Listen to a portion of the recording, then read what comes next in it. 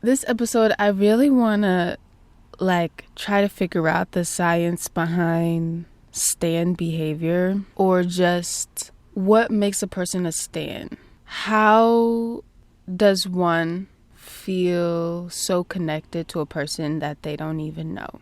And on top of that, this deep connection, this deep feeling of admiration, how it turns into obsession, how it gets into this sort of cult-like belief. If I'm being honest, this deep, impenetrable belief in being one with a celebrity, even though you don't know shit about them, right? So I'm gonna use this episode as a full out, thorough, detailed analysis of my own stan behavior, my own experiences, and kind of get to the root of why I somehow am A, obsessed with Shawn Mendes, B, I can't fucking turn it off, C, why I feel the most connected to him more than anyone that I actually know personally. This is what I'm saying. Where does that come from? See, so last night and yesterday, because I was listening through some of my previous episodes, and I haven't posted any of them yet, but because I really kind of want to know what I'm saying before I just put it out into the world. But I talk about Shawn Mendes a lot. You'll find a lot of Shawn Mendes kind of commentary on my YouTube page. There is stuff of me praising him, me being a crazed fangirl, and just being oh so in love with Shawn and his existence, right? Anyway, so back to what I'm talking about today, right? The stan behavior. And my thing is, you would think that maybe me kind of viewing Shawn as a very, very, very, very mild racist. But then again, can you even put racism on a scale? Me kind of seeing him in this light, you would think that would stop me from supporting him. You would think that me kind of seeing Shawn as an opposing force would somehow cure my fucking belief in his godliness. And I, for some reason, feel like it only made my support for him increase. It did the complete fucking opposite of what I thought it was gonna do. Me listening back to this podcast episode and hearing myself explain how I truly feel about Shawn and my own duality with being a stan of his, and I just end up fucking loving him even more. And not loving him for the fact that I feel like he's contributing to systemic oppression, but loving him because I feel like belief is a choice. It is a choice. But at the same time, I have been trying my best to expand my own imagination, to get beyond my stan-like behavior.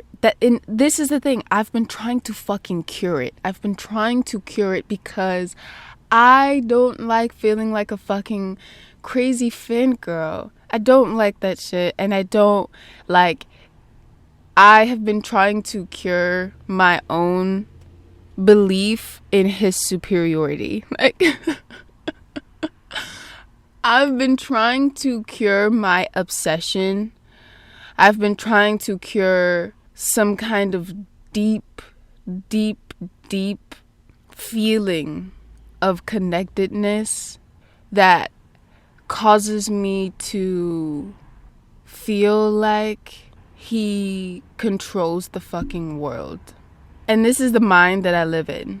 A mind where Shawn Mendes rules the fucking world. This, and I mean at an extreme amount of belief, to the point where I feel like he could change the fucking color of the sky in my mind. That if he told me the sky was fucking orange, even if I looked up and saw that it was blue, I would believe him.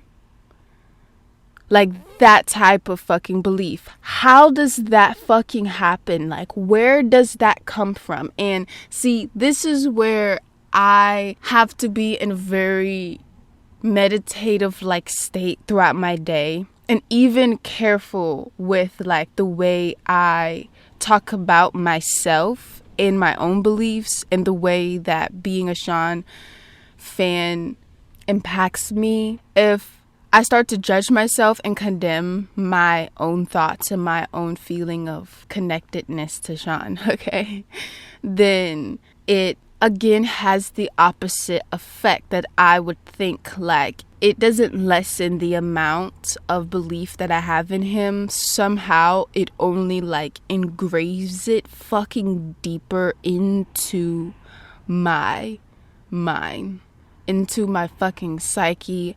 I don't know, but it's so deep in there that I feel like whatever is building like the blocks of my reality is this belief in Sean. And the fact that my world somehow is like built off of a sincere, I don't know if it's fear. Maybe it is fear. I don't know. Maybe it is just a simple belief, but I don't know. In my world, he like rules it. Like, and that's kind of like where I was saying how the building blocks of my reality are kind of built on this extreme belief in him. That if I try or if I succeed in removing this extreme belief in him as this godlike entity in my mind, I don't know if that would even be healthy. Like, I don't even know if I would be able to rebuild myself back up. Like, I think it's like Jenga or something, and the only thing keeping the structure of my like the building blocks of my reality in place is this extreme belief in Sean, and that his potential is connected to a higher power, his art is connected to a higher power. And if I take that out, my total system of faith, right, and belief in a force of good that is all-knowing, all-powerful, and everywhere present, literally drops to the fucking ground, and I'm crushed, I'm hopeless, I'm self-destructive at that point. I don't want to live anymore. Like, this is how it works. And so maybe that's it. Maybe that is it. Like, maybe that's it. The fact that somehow my extreme belief in Sean's superiority stems from my belief that he is some kind of like prophet or something. I don't fucking know. Or like that he has some kind of direct connection to a source of infinite intelligence, that maybe in my mind he is directly connected to my higher power and my God. Like, the God that I believe in somehow only really communicates and is only really visible and only interacts with me through my experience of Sean. They're almost like directly connected. And I don't even want to say almost, they are directly connected. My extreme belief in Sean translates into my faith in a God, in a superior being, in a higher power, in a being that is omniscient, omnipresent, omnipotent. And it's like I only really can experience God being real in my head, or I can only experience some kind of divinity. I can only experience a reward for my faith in a God so long as my belief in Sean is to the point of being extreme. And then I was also thinking about how, like, you know, I love doing this podcast because it really helps me cipher. Like, it really helps me to take all of the knowledge that I have about myself and express it in a way that allows me to be a little bit more detached from my current experience of myself and figure out how to understand it from the most high perspective that I can. It's like my train of thought, right? It is always met with like a border, and it kind of creates this borderline where on the other side of the line, I'm out of bounds. I live in a world that does not exist. I'm losing my fucking sanity, right? So this train of thought, it's like I have to be consistent with the thoughts that I have about Sean and my feeling about him.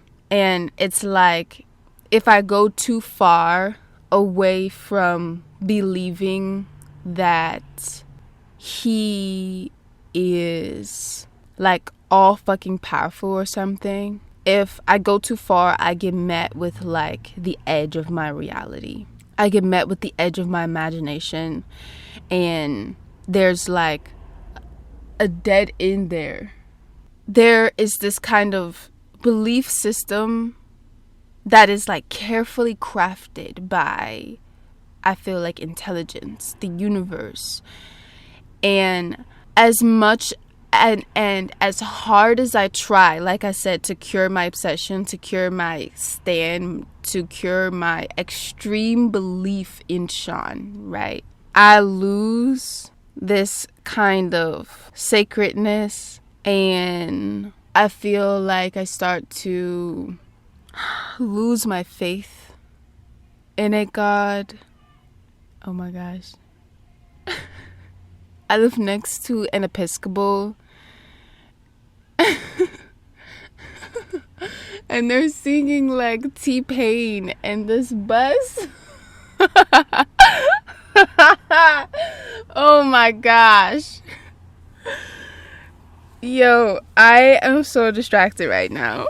This is why I don't record in the evenings when it's still daylight, because things like that happen. A bus full of Episcopal girls come and sing T-Pain.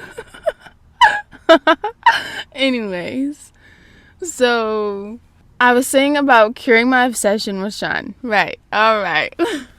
Like I was saying before, I've reached the edge of my universe. Like, I've reached the edge of my imagination. There's nothing else outside of him. Like, quite literally, when I say out of bounds, it is almost like my creator, my God, my higher power, my most high self, my soul, whatever you want to call it, right, did not create a world for me to experience that exists outside of my belief in Sean. And so the way that I've been trying to cure this like stan behavior, this obsession, this just extreme belief in his godliness, right, is that I've been trying to tell myself that nothing he fucking says matter, and that everything that I feel for him is fucking bullshit. And like that I've been trying to get myself to open my mind and realize that there's a world outside of Shawn Mendes, and to live in that world and be active in that world and try to be more involved in worldly matters and try to get outside of my own imagination, try to live in a world that exists beyond Shawn Mendes and whatever the fuck he's got going on in his life. And that's the thing. I really am not one of those people that checks up on him like daily. I'll look at some pictures of him because I have a board of him on Pinterest, so they just naturally come up even when I'm not like blatantly typing in pictures. If you know Pinterest, then you know Pinterest will literally like gravitate and make you a magnet for anything that you put any energy towards. And so if it's one thing that I can say is that I do a pretty good job at not searching for news on him because I just that is one of those like stan behaviors that I know for a fact is just not healthy for me, so I don't do it. I just don't do it. But I'll take like 2 weeks of not looking at anything of Sean, and then I'll like maybe search up his name on Google. And really, like, I just did that the other day, and the only thing that popped up was him getting fucking coffee. And I swear the paparazzi is like fucking in love with him because that's all they can get on him is just pictures of him looking like fucking Superman or something.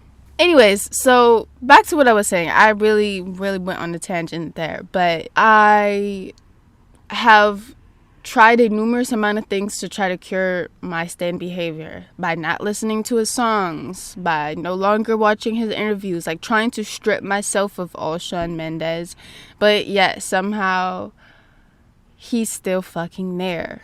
It's like he is a part of me that is intangible and like I can't fucking get to. I can't necessarily grasp onto, but it's there and it's a part of what is manifesting the structure of my reality.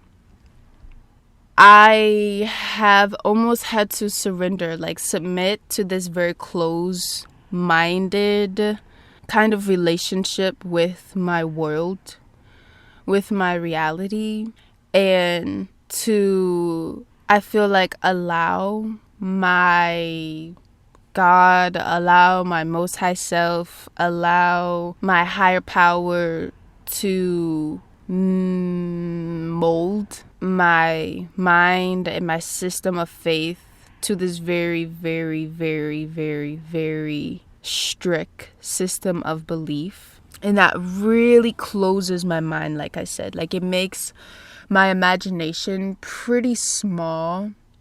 And for somebody like me, who's very, very, very imaginative, like I'm a Capricorn with a Gemini moon and Gemini rising, so I have a lot of imagination, okay? So I'm always living in a world outside of my world, but it feels like a very, very disciplinary like thing, and it also feels like self-control that I allow myself to conform to a system of faith that literally stops at Sean's existence, because trying to cure this extreme belief in him is chaotic in my own reality.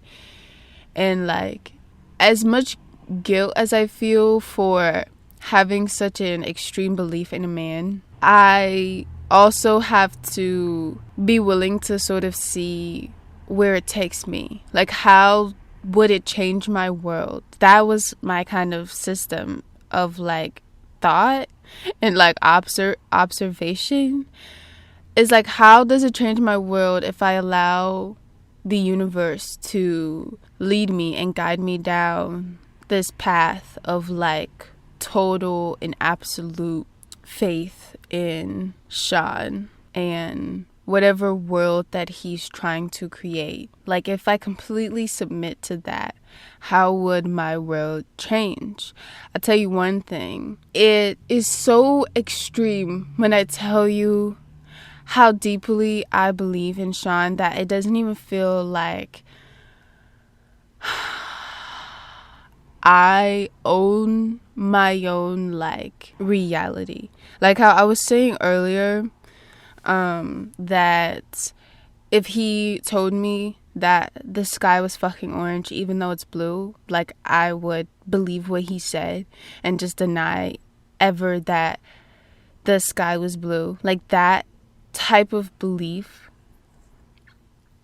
that sort of faith, and it makes me feel completely out of control. Like, it feels like I am agreeing to losing all conscious control over my fucking mind and agreeing to allow whatever Sean says is reality to be what I accept as real. Like, that is fucking terrifying, one. And that has been what I have been trying to prevent.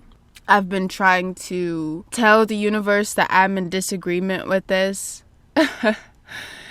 But it just doesn't work. Because I see what the fuck that much belief in a person can do to someone. And that much, like, extreme belief in a celebrity. Man. And I think that that's also what it is that he is a celebrity, you know, and that I don't know him personally, but yet I am afraid that I'm gonna lose all of my fucking sanity if I don't conform to this kind of path of supporting Sean. And that comes with the sacrifice of my entire, like, imagination, of imagining a world that exists outside of Sean, that the only world where my God exists is in Sean's imagination, in Sean's reality, in Sean's utopia, in Sean's idea of life. Like, that is where my God is leading me to, like, invest my faith into. His concept of reality, his concept of truth, his concept of faith, his concept of life, his concept of healing, like, all of that shit. And so yesterday I was just like, you know what, this entire process is going in a way that I just did not expect, especially because I have been trying for years to cure this Sean obsession, and somehow it only seems to get more and more and more and more and more sacred. Somehow, the more I invest into it, the more I feel like I am seen, I am heard by a higher power that is divinely supporting me. Like, it feels like a system of divine support that is encouraging my faith and encouraging my extreme belief in Sean's power, in Sean's expression, in Sean. And I just want to say this stuff because I genuinely want to kind of reveal what it feels like to be inside of the mind of someone who supports a celebrity no matter what the fuck they do. Or to be more specific to my experience, what it feels like to be inside of someone, right? Inside of the mind of someone who believes in Sean no matter what he does, no matter what he says, and just to help someone understand more, to help myself understand more why I feel like people do the things that they do. Because when I think about Stan, like, he was upset because he didn't ever get any response from, like, Eminem. And this kind of took his obsession and his love and turned it into, like, hatred. And he became a bit vengeful. And for me, it's like how I was saying earlier, when I try to cure myself of this belief in Sean, because I realized that, like, I don't know him at all. And it's very much so possible that I'll never meet him.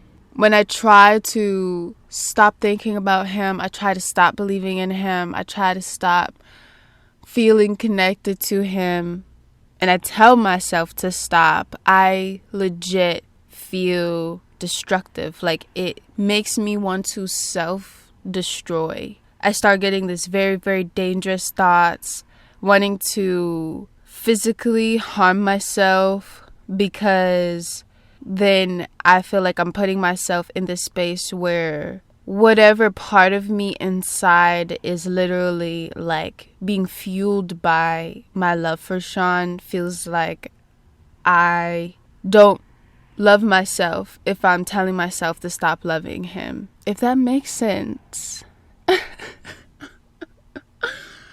Yo. Somewhere in between January and February, I don't know, it was the beginning of 2022, and I had just started this job as an assistant teacher at this children's school. And I really, really, really, really, really, really, really, really, really loved this job. Like, I really did. But I didn't stay there for that long. But I feel like it was the experience that gave me and almost like awakened my desire for motherhood, because I didn't even like understand at the time until I started working this job that there are different forms of love and like almost different journeys of love, because there is self-love, right? And then, well, for me as a young woman, like, these are my experiences that I've come across self-love, I've come across romantic love and sort of family love, platonic love. But then I had never understood what it felt like to love as a mother. And like taking care of these children and like supporting these children throughout their day, it really like taught me that motherhood opens up an entirely different experience of love. And I had already been kind of studying this concept of motherhood for a while, but I hadn't been gifted with a direct like experience of it until I kind of had this job, and how I would have to like again support the kids throughout their day and like help feed them and help them just be happy little children. And like in my heart, it was like I could see them only as like one individual, you know, like instead of just separate separate children, it was like one very, very large child with just individual expressions of its personality.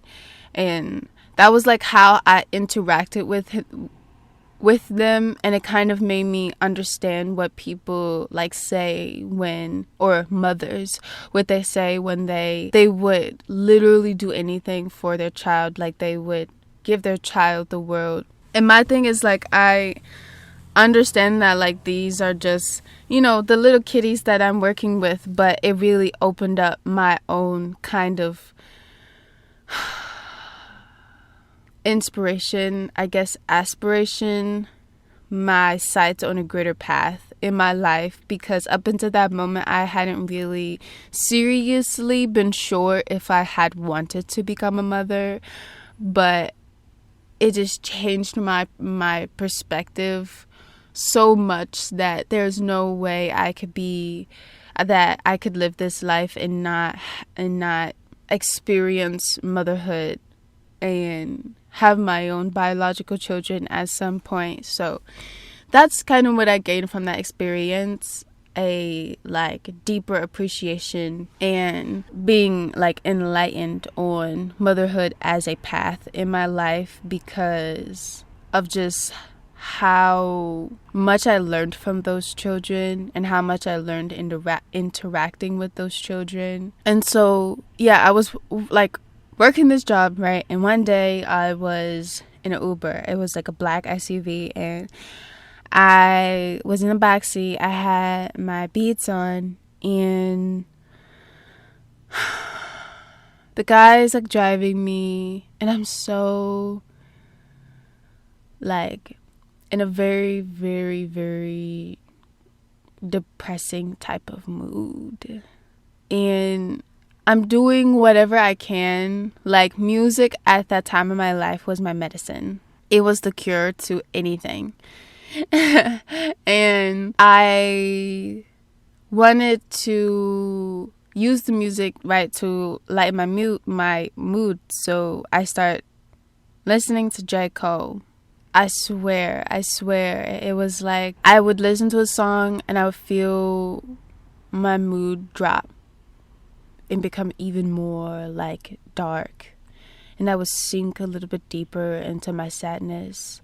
And then I would go to another song and then I would sink more. And then I would go to another song and it was like my heart kept breaking and breaking and breaking and breaking even more. I kept getting sad and more sad and more sad. And then I had this thought that was like, play Shawn Mendes. And I'm like, what the fuck? No. Why would I? How is me listening to Shawn Mendes right now when I'm listening to J. Cole gonna fucking help me feel better? So I ignored that thought and I just keep on playing more music. And everything that I fucking choose just makes me even more fucking depressed. And I'm like, oh my gosh. And that thought just keeps on coming up. Play Shawn, play Shawn, play Shawn, play Shawn, play Shawn. And at this point, I swear, like, I was skipping through so much music and getting so, like sunk into this dark hole in myself that if I had chosen one more song before pressing Shawn, I swear I would have probably completely broken myself and broken my own heart. And I don't think I would have been able to put the pieces back together after that because I was really, really breaking my own fucking heart. And so right before I feel like I've reached rock fucking bottom. Mind you, this is all happening while I'm on my way to work and I'm trying my best. I'm like, I need something to fucking help my mood so that I don't go in here and literally burst into tears while I'm in the middle of the classroom or something. But at the same time, I was dealing with my grandfather passing, and there was just really a lot that I feel like I was going through in my personal life. So I honestly shouldn't have even been working that job in the first place. And that's eventually why I had to kind of resign, because I had to grieve, really. But yeah, so I clicked on Shawn's self-titled album, and I'm not even really that, like, at the time I wasn't familiar with his music at all because I didn't want to fucking listen to it, because I knew, like, that if I fed into my own obsession, I would eventually reach where I am today with this kind of feeling of deep and extreme belief in him. And so I pressed on his Shawn Mendes self-titled album, and out of all of the songs, for some reason I clicked Lost in Japan. And as soon as the song started, I swear I like traveled outside of my body. It was a very much so out of body experience because, mind you, I said I was so fucking sad that I had managed to dig myself into this like hole, burying myself in my own fucking like sadness. And pressing this song, I don't know the scientific explanation for it, but happiness that feels like ecstasy. I mean, I don't know where inside of me that comes from, whether it's from my heart or my brain, but wherever this emotional feeling is connected to, it was like listening to this song released it and started like flushing ecstasy through my fucking veins. I swear it was like I had been injected with some kind of fucking happiness that put me on this high, so fucking high. And it was like a happiness where my body was like in control. and my heart was in control. And this, like, I would smile so fucking large and not have any control over it. That's why I say I felt like I was outside of my own fucking body, in that my heart, my soul, I don't know, but like was in full control over the experience. And the pressing of the song released this like fucking chemical, emotional release of ecstasy into my fucking veins, and my world completely flipped. I swear, it flipped. And I had never experienced bliss so fucking strong. It overpowered everything that I had been previously feeling. It overpowered every thought. I'm talking about bliss that's all powerful. It cured every ounce of my sadness just by pressing play, okay? And so I'm like having this out of body experience, and the reason why it felt out of body really is, like I said before, it felt like I had no control. Like, at this point, I'm nothing but an awareness. Like, I'm nothing but just consciousness at this point. And the human part of me is being controlled by something greater.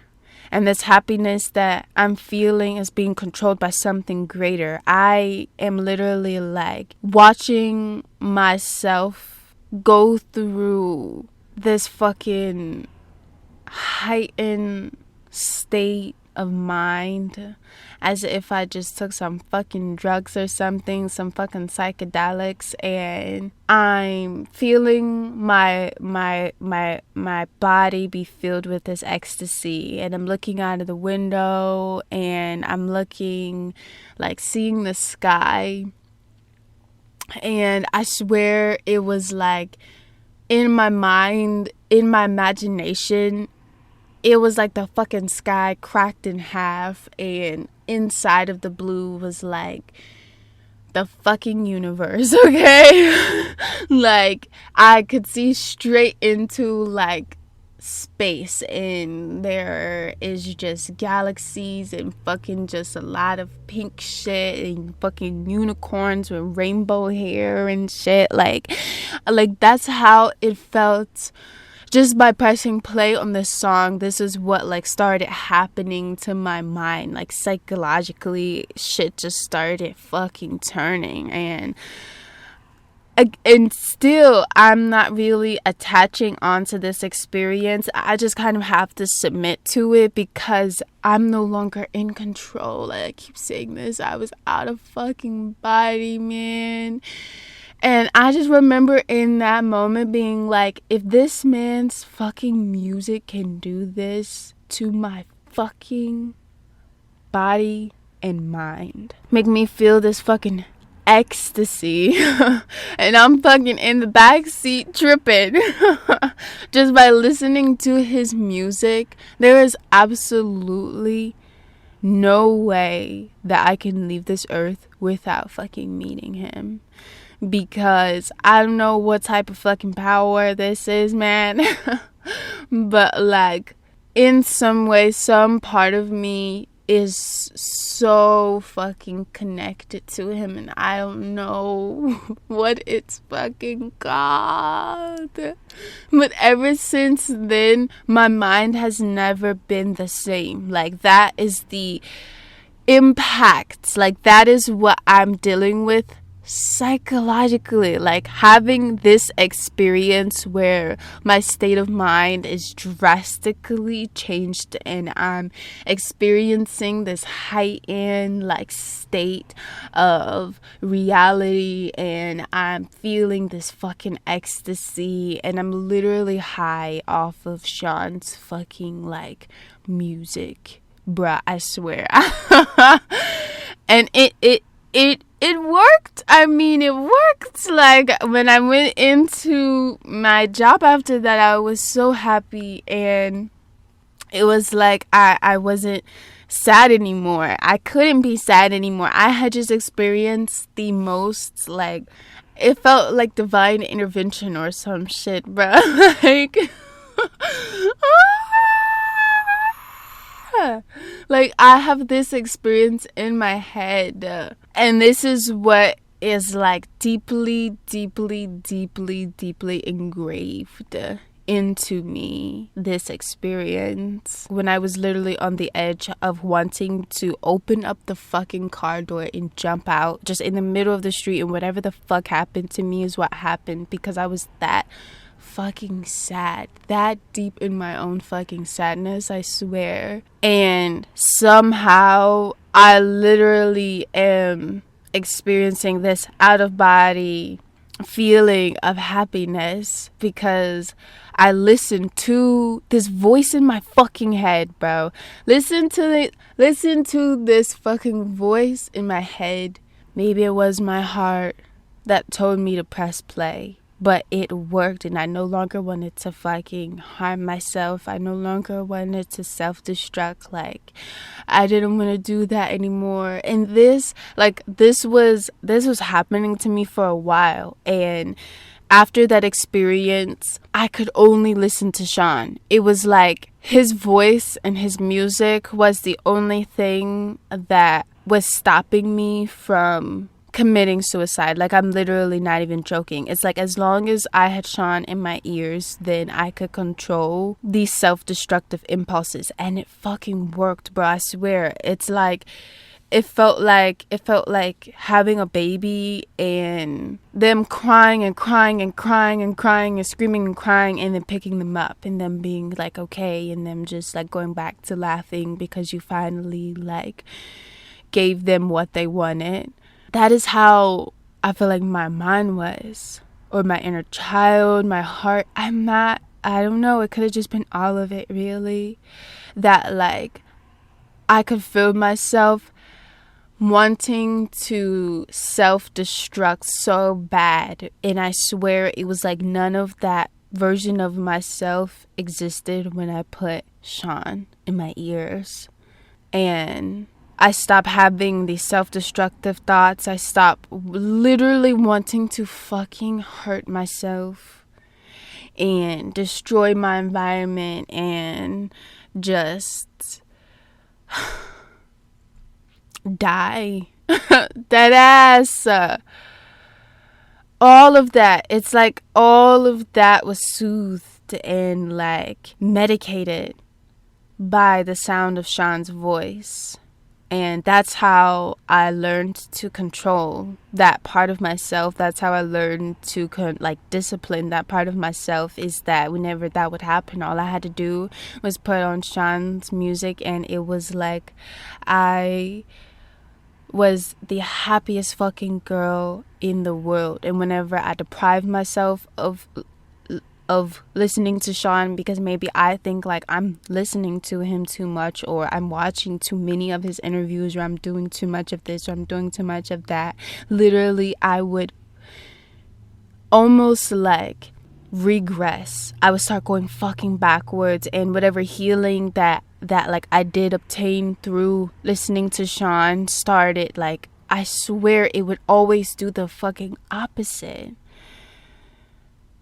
And I would go back to like being really mad at myself, being really like hating myself and hating my world and just all of this stuff. And then I would have to go back to listening to Sean again, and then boom, I would start progressing again and developing and healing again and increasing in self-awareness and all of this shit, man. And like I could literally just hear his voice, and I swear it's like my sanity was controlled by the sound of his fucking voice. And the only way I could stop myself from jumping off the fucking edge was if I literally pacified my own mind, pacified my own heart with his music and his interviews. And eventually it helped me like grieve. It helped me heal. It helped me literally mature, because at that point in my life I didn't have faith in anything, and it was really hard for me to figure out like how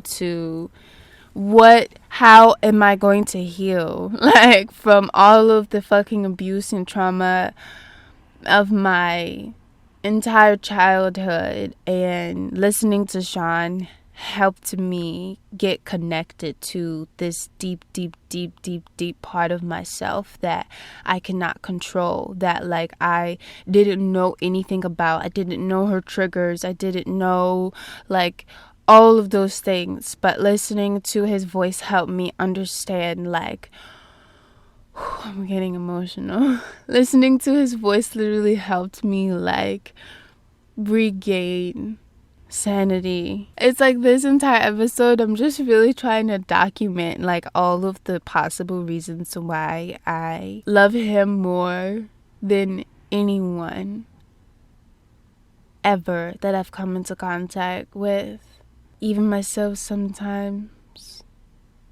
It's like even like in those moments where all my heart, all my inner child, I guess, wanted to do was listen to Sean, and I would like deny myself the ability to do that because I felt like I was consuming him too much. Like even in all of those moments, I had to accept that like this part of myself clearly loves him more than anything, and it's almost like self-destructive. Not even almost, it is self-destructive to deprive my own heart, my own soul, my own inner child of the one thing that it clearly fucking actually cares about. The one thing that's actually keeping it sane, the one thing that's actually making it feel like it wants to live, like it belongs, like the one thing that actually makes me fucking happy. It's literally like I'm a fucking mom trying to like get my child to stop sleeping with their favorite like stuffed animal, or trying to get themselves to stop sucking their pacifier, or trying to get them to stop doing something that I maybe feel like isn't helping them grow, but really it's the only thing that's helping them cope and helping them heal. And that really they don't need you to disrupt that process at all. You just need to allow them to fully go through the process of healing, and that when they're ready, they'll break free. And that's kind of the way that I've had to mother my heart, mother my soul, mother my inner child. Is like, instead of trying to take Sean away from her, I just let her. Because anything that I do to try to take her away from him or him away from her, I end up doing more damage than good. Even when I try to like reprogram her mind and get these extreme beliefs out, I just end up provoking her and like triggering her, making her feel even more like judged, and influencing her behavior in a way that makes her self-destructive. And I just like, fuck, man. And I like always think about myself like, does Sean know what that feels like? Like does he know what it feels like?